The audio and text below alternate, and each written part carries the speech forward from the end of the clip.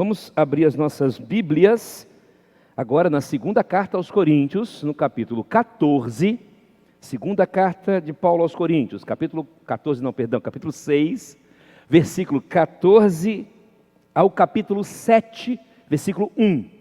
Então, segunda carta do apóstolo Paulo aos Coríntios, capítulo 6, versículo 14 até o capítulo 7, versículo 1. Já expliquei isso algumas vezes para a igreja, que os capítulos e versículos nas Escrituras foram postos depois, por homens, né?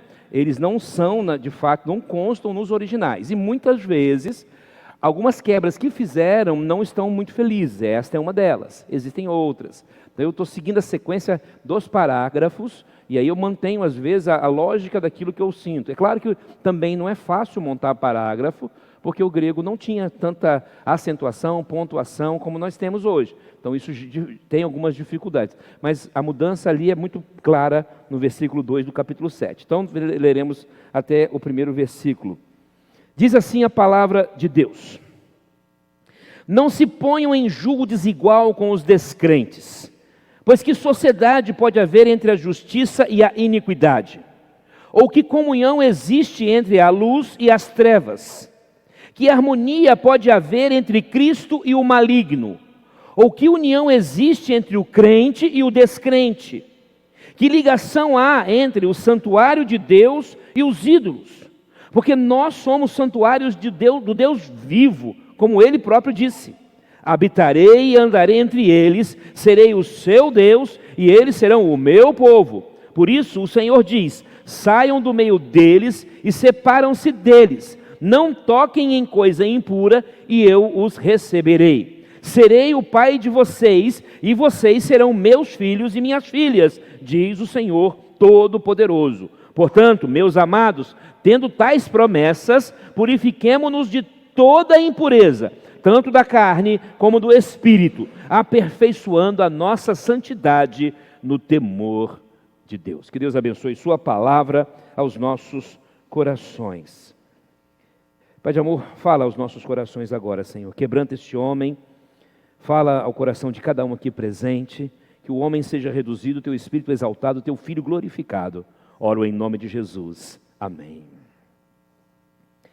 Paulo agora vai dar uma guinada em sua argumentação. Ele vinha falando uma série de questões sobre os assuntos que fizeram parte da outra carta, fortalecendo e elogiando agora os coríntios, mas de repente ele dá uma guinada, ele muda, ele parece mudar. Alguns estudiosos, os liberais em especial, eles gostam de afirmar que isso prova que essa carta não é uma carta só. Eu creio que não prova nada. E eu também não duvido que tenha sido mais de uma carta que na compilação juntaram. Também não duvido. Não muda nada a minha fé em Deus, nem a minha fé nas Escrituras como sendo a palavra de Deus.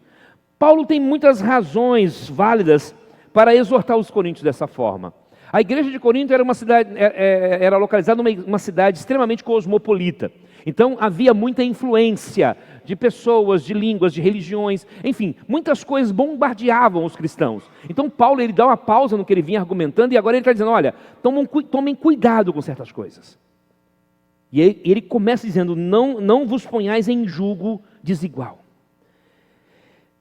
O apóstolo sentiu a necessidade de fazer essas exortações em relação às ameaças externas agora, mesmo ele tendo falado outrora as ameaças internas. E agora ele se preocupa com as ameaças externas, e especialmente com a falsa noção de liberdade que alguns podiam estar tendo com relação ao cristianismo. Como diz um certo autor, Werner de Boer, a primeira carta aos Coríntios realmente não levou uma mudança ao coração dos coríntios. Então Paulo agora escreve essa segunda carta. Não houve uma compreensão mútua do que Paulo estava dizendo, ou talvez até mesmo do que a igreja estava passando. A igreja seria possível, passiva, de continuar no pecado, de continuar na falha.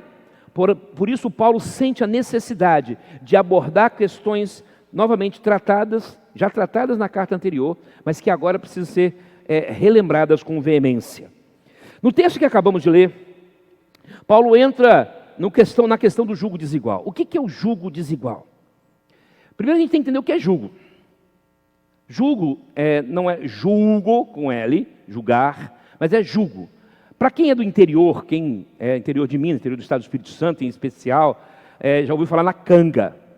Canga não é a canga que as mulheres usam na praia, né? Isso é outra coisa. Também é canga, mas é outra coisa. A canga é um instrumento, uma ferramenta que é colocado sobre os animais de carga, para que eles possam trazer ou tracionar a carroça, ou a charrete, alguma coisa assim. Né? Os carros de boi, né? No interior do estado aqui tem a festa dos carros de boi, onde tem um som típico muito interessante. Aquilo que vai sobre os animais, né? Nos seus ombros aparentemente, chama-se canga, nosso nome popular aqui, e é conhecido no dicionário também como jugo. Jugo. Então esse é o jugo. Paulo está dizendo com outras palavras, muito claramente, que você não tem como colocar, por exemplo, um boi com um cavalo. São animais diferentes. Entenderam? Isso é jugo desigual. Mas o que tem a ver com as pessoas? Tem a ver que você, quando se converte, você agora é uma nova criatura. Você foi criado de novo. Você não é mais a velha criatura. Você é uma outra criatura. Não só nova, mas uma outra. O seu coração agora é transformado. A sua alma agora é transformada. Então você é uma outra criatura. Paulo está dizendo, não carregue uma sociedade, um casamento ou qualquer outra coisa com uma pessoa que não seja uma nova criatura. É literalmente isso que Paulo está dizendo. E nós temos muita dificuldade de entender. É como se ficássemos cegos diante das tentações do mundo. Eu fui conselheiro de jovens e adolescentes por muitos anos. Muitos anos. E na época não tinha o título de pastor, nem tinha feito seminário. Mesmo depois de feito, ainda fiquei uns 3 ou 4 anos liderando jovens, sem me preocupar com essa questão de ser pastor. Eu diria que foi uma luta em glória para mim. Que eu creio que eu só consegui um caso de reverter essa situação do jugo desigual, em especial no casamento. Em especial no casamento. As pessoas não conseguem entender, jovem principalmente, se deixa levar pela paixão, se deixa levar muitas vezes pela atração, pelo lado físico, e acaba se esquecendo das ordens divinas. É como se o amor ao rapaz ou à moça fosse infelizmente maior do que o amor a Deus. Falo isso com muita tristeza, porque sei que aqui na igreja estamos vivendo essa situação. Meu amado e minha amada, se você está vivendo dessa forma, você está em jugo desigual e você está em desobediência à palavra de Deus. E eu quero deixar claro mais uma vez, sei que estou sendo gravado, sei que isso vai ser publicado depois, mas eu não tenho medo de falar que eu não realizo esse tipo de casamento. E se você quer saber mais, eu nem participo. Respeito quem participa e nem participo. Então, se você está nessa situação, entenda uma coisa, não fique chateado comigo, não fique com raiva de mim, leia o texto, interprete, leia o texto e veja o que Paulo está dizendo para você, o que a Bíblia está dizendo para você. E não adianta você dizer para mim que, porque o senhor nunca se apaixonou desse jeito, que eu tenho exatamente a mesma experiência que muitos jovens têm. A diferença é que talvez, por eu ter sido ateu, a minha conversão foi mais forte. E eu não tenho vergonha de dizer que quando eu comecei a namorar a Lucirene, eu estava pensando em outra pessoa, que era do mundo. Tá certo? Eu não tenho medo, não tenho vergonha, porque hoje eu amo minha esposa mais do que qualquer coisa deste mundo. Mas na época era isso que estava acontecendo.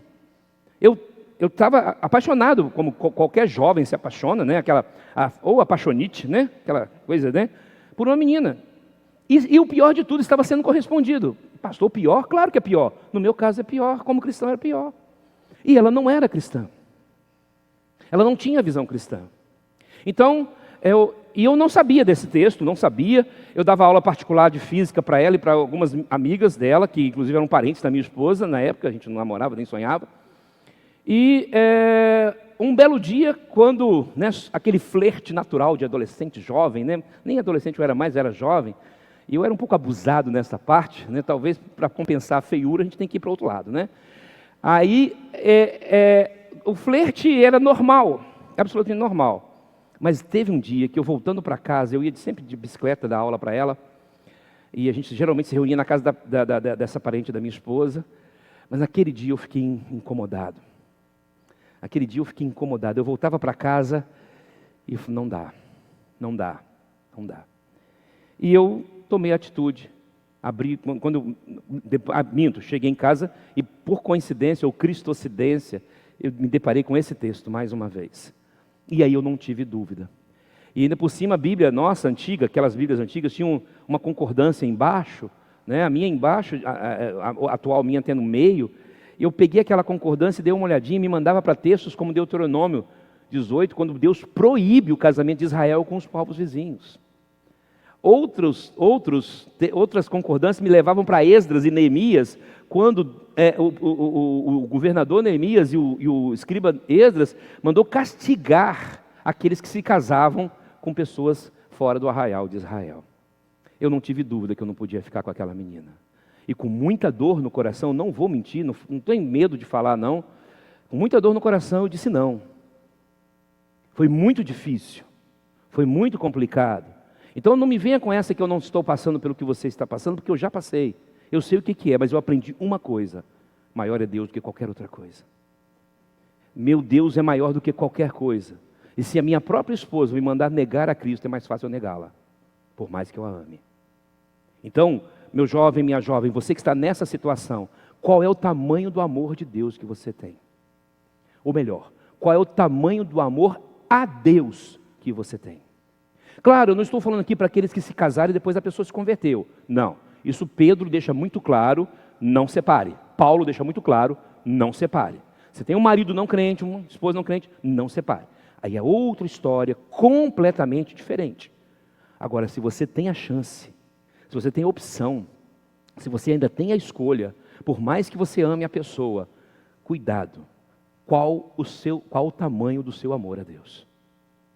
Que nível do seu amor? Isso vale para todas as áreas, queridos. Eu gosto de lembrar muito do que Jesus falou com o jovem rico. O jovem rico é muito interessante porque as pessoas só trabalham o dinheiro. Eu pego aquele ensinamento de Jesus e eu aplico em qualquer área da minha vida. Qualquer área. Para saber qual é o nível de amor que eu tenho por ele. Porque quando Jesus pede àquele jovem para vender tudo o que tinha e dar aos pobres e segui-lo, Jesus está dizendo o seguinte: você me ama mesmo? Então prova que você me ama. Abandone aquilo que você mais ama por mim. É isso que ele está dizendo. Então, meu amado, minha amada, você que está nessa situação que eu acabei de falar, você ama de fato a Jesus? Renuncie. Aquele jovem, a Bíblia diz que se entristeceu e foi embora. Eu vejo a mesma coisa acontecendo. Eu vejo hoje muitos jovens e até adultos que se curvam aos seus desejos, às suas vontades. E esse texto que Jesus me ensina vale para o julgo desigual de Paulo, vale para a homossexualidade. Tem gente que pensa, e eu quero deixar isso claro aqui também, que o homossexual, quando ele se converte, ele tem que já arrumar um namorado ou uma namorada, né, do outro sexo, para resolver a situação. Não, meu amado, minha amada, ele tem que renunciar, porque os desejos vão acontecer. Talvez ele nunca vai deixar de ser. Sabia disso? O grande erro que nós cometemos às vezes é tentarmos trabalhar de uma forma e queremos impor uma situação que não existe. O próprio Jesus diz que há eunucos que nasceram eunucos, que são assim por opção. Então nós não podemos trabalhar de outra forma. A pureza é algo muito sério. Mas infelizmente eu vejo muitas vezes nas igrejas uma forçação de barra, né? O homossexual se converte, quer que ele case, quer que ele arrume uma namorada. A homossexual, uma lésbica se converte, quer que arrume um namorado. Não, ele já vai ter uma luta muito grande pela renúncia. Pastor, mas o senhor está dizendo que isso não pode acontecer? Eu não estou dizendo isso. Até porque existem várias coisas que podem levar uma pessoa à homossexualidade. Às vezes uma violência sexual levou a pessoa à homossexualidade, e aí, quando ela se conhece a Jesus, ela descobre a sua heterossexualidade. Aí é outra história. Mas o que eu estou dizendo é que nem sempre vai ser assim.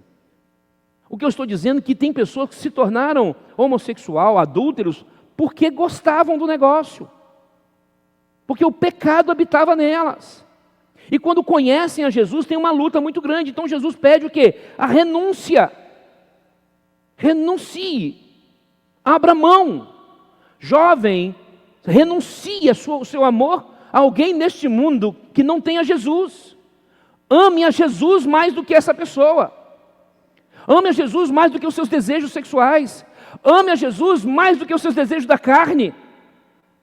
Eu não estou falando que é fácil. Eu sei o que eu estou falando. Eu sei o quanto foi difícil. Na sala de doutrina eu me abro mais, aqui eu tenho que me segurar, porque pode interpretar mal. Mas eu sofri muito. Vocês acham que o meu namoro com a Lucilene foi fácil? Que o pastor é um santo, Ela que não desse uns tapas na minha mão de vez em quando, para ver se eu não estava... Queridos, não tem jeito, nós somos pecadores por natureza. Isso está em nós. Billy Graham uma vez foi perguntado a ele, dizem que foi a ele, eu não tenho certeza que eu não consegui checar a veracidade. Mas dizem que Billy Graham uma vez foi perguntado, se você ficasse num quarto preso com uma mulher nua, durante vários dias, o que você ia fazer? E ele falou, eu ia ter relação sexual com ela. Billy Graham falou bobagem. Não, meu querido, ele só falou o seguinte, sou pecador. Se eu ficar preso numa ilha deserta com uma mulher linda, eu não sei o que vai acontecer. Por mais que eu ame a minha esposa. Por mais que eu tenha por ela uma admiração enorme. Por mais que ela está sempre em primeiro lugar na minha vida. Mas eu não sei o que pode acontecer. Não sei se eu vou transar. Não sei. Pode ser que eu consiga resistir como José. Pode ser. Mas eu não faço esse tipo de promessa. Por isso que eu não dou carona para as mulheres às vezes. Por isso que quando eu converso com as mulheres no meu gabinete, a porta fica aberta. Temos que tomar certos cuidados, purificando-se de toda impureza. E essa pureza do jugo desigual é um caso muito sério. Eu estou para dizer que essa talvez seja a causa de grande parte das impurezas que estão dentro das nossas igrejas. Porque a impureza ela entra de forma sutil, entra de forma pequena. E quando nós percebemos, ela já está contaminando. Ela já está se disseminando pelo seio da igreja, porque se tornou natural. A fornicação já é natural. Tem jovem que está fornicando, sabe o que é fornicação? Talvez alguém tenha dificuldade. É o sexo antes do casamento. O sexo não é pecado. Entenda uma coisa, sexo não é pecado, como se pregou tantas vezes. Não é. O sexo é uma coisa boa, criado por Deus, para procriação primeiramente, claro, temos que falar que em primeiro lugar é isso, mas também para prazer, para alegria, para contentamento. Leia Cantares. Leia Cantares. Cantares é um manual do ato sexual. Sabia disso? É um manual picante. Quem quer, Eu mando as traduções no hebraico para você ficar mais animadinho. Você vai ver coisas lá que você vai pensar, não, pode, pastor? Pode. Isso também pode. A gente tem que tomar muito cuidado quando a gente acaba criando uma mística de que o sexo é pecado. O sexo não é pecado. Agora, o sexo é pecado fora do casamento. Aí, meu querido, seja fornicação, mesmo que você venha se casar com um jovem, com a pessoa depois, seja o adultério, seja a homossexualidade, seja qualquer coisa fora do casamento, o sexo é pecado. Acabou. Então, se você está nessa situação também, meu amado e minha amada, arrependa-se, largue essa vida, volte para os caminhos do Senhor, ame mais ao Senhor. Paulo me ensina pelo menos 5 coisas e eu quero rapidamente compartilhar. Primeiro, evite as uniões desiguais. O texto nos ensina a não nos unirmos de forma íntima ou comprometida com alguém, com incrédulos, pois há uma incompatibilidade fundamental entre a fé cristã e os valores do mundo. Devemos ser seletivos em nossas associações e buscar relacionamentos que sejam compatíveis com a nossa fé. Então, meu amado e minha amada, qualquer tipo de sociedade, aqui então, você que sempre ouviu que esse jugo desigual é para casamento, entenda uma coisa, se você tiver uma sociedade com um ímpio, você também desobedece a esse mandamento de Deus. Olha que coisa interessante. Se você montar uma empresa, uma sociedade com um ímpio, você está desobedecendo esse mandamento de Deus, por incrível que pareça. Então, evite uniões desiguais, essa é a primeira lição. Segundo, lute pela pureza, lute pela sua santidade. O texto enfatiza a importância de nos purificarmos de toda a impureza, tanto física como espiritual. Devemos cuidar de nossa conduta moral e evitar práticas pecaminosas, buscando uma vida de santidade diante de Deus, buscando uma vida de entrega diante do Senhor. A ideia aqui é nos purificarmos de toda impureza, nos purificarmos de tudo. Então, não ache normal o pecado, não ache normal a sua vida de pecado. Se você está com um jugo desigual, seja num namoro, seja numa sociedade, não ache isso normal. Pastor, mas o que eu faço agora? Agora, se você já casou, fica. Peça perdão a Deus. Mas eu tenho que me arrepender? Tem que se arrepender, sim. Todo pecado não arrependido traz problemas para a nossa vida. E eu não estou dizendo que você vai morrer, vai sofrer um acidente. Não estou falando nada disso. Mas nos traz problemas diante de Deus. Todo pecado precisa ser confessado.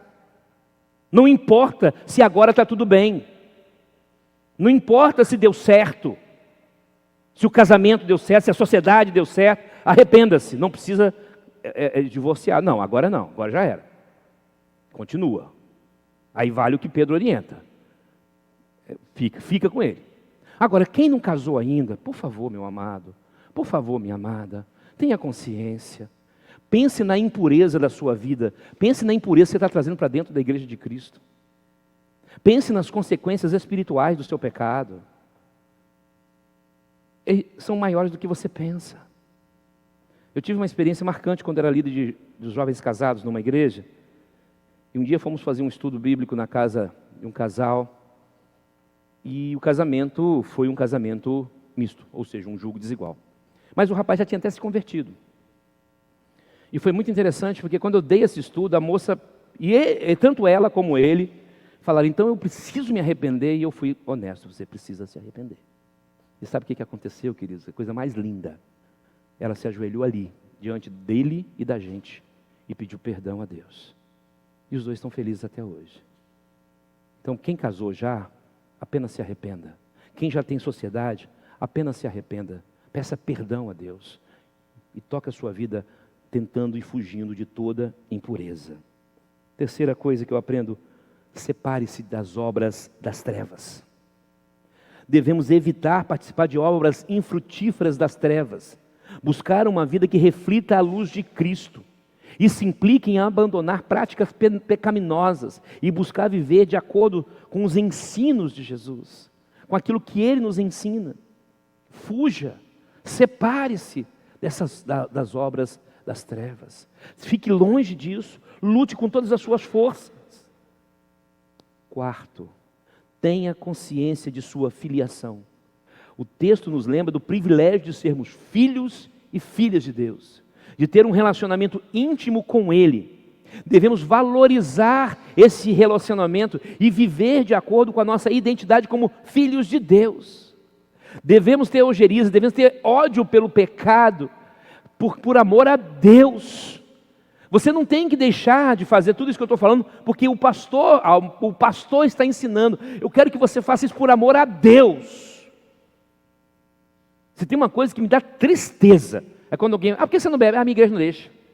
Não entendeu nada. Meu pastor não deixa. Você não entendeu nada. Sou eu que não estou deixando? Você leu a palavra? Se dependesse de mim, olha, eu não estava nem aí. Vocês estão achando que tem coisa que eu acho legal? Não, tem coisa que eu tenho dificuldade. Porém, eu obedeço pela palavra, por amor à palavra.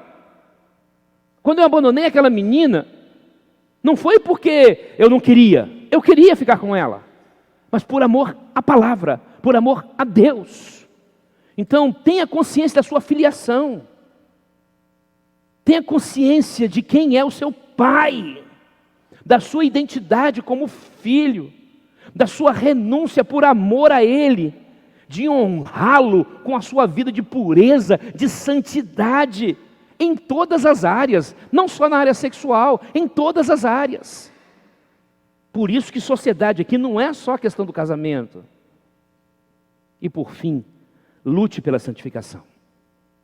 A exortação de Paulo de se aperfeiçoar na santidade nos lembra da importância de um processo contínuo de transformação e crescimento espiritual. Devemos buscar a santificação em todas as áreas da nossa vida, tanto a área exterior, evitando a aparência do mal, entre outras coisas, como a interior. Fugindo dos pensamentos, lutando contra os pensamentos. Ter a consciência do temor, de um temor reverente diante de Deus. E aí eu vou lutar.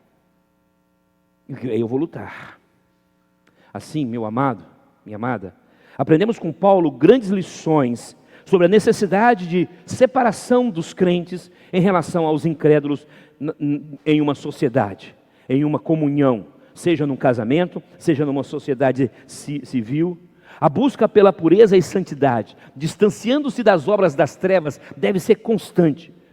Ter consciência da nossa filiação divina e buscar essa santificação constante é o nosso grande alvo.